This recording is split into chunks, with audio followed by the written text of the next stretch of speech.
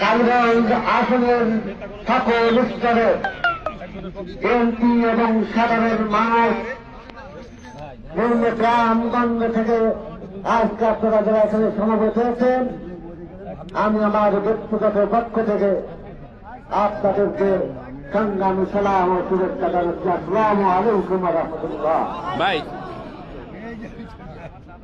সংগ্রামী বন্ধুরা, অনেক দুঃখ কষ্ট নিয়ে আজকে আমরা আপনাদের মাঝে উপস্থিত হয়েছি। আমাদের প্রয়াত সংসদ সদস্য শরীফুজ্জামান পল্টুর হাত ধরে আমরা সবাই এই কালীগঞ্জে এই প্রজন্মের মানুষ আমরা জাতীয়তাবাদী দল বিএনপি দল যেটি করেছি। আমাদের সকলের রক্ষের প্রতীক ছিলেন শরীফুজ্জামান পল্টু।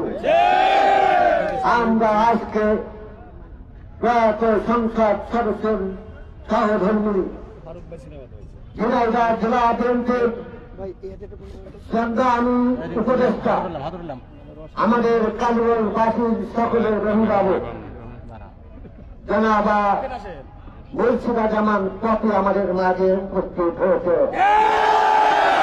আমরা দুজন ঐক্যবদ্ধ হয়েছি।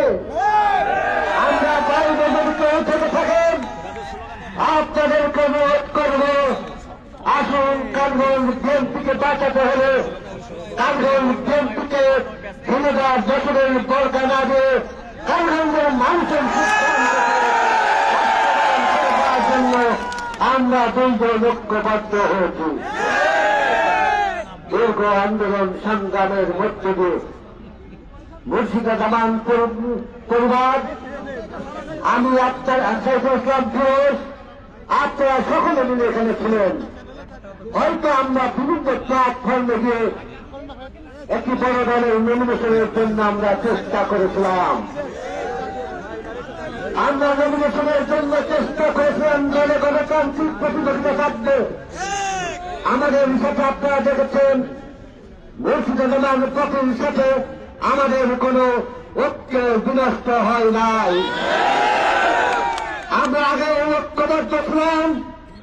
এই কালীগঞ্জের বিএনপির প্রতীক ধানের শেষ যাতে অন্য জায়গায় বিক্রি করে দেয়।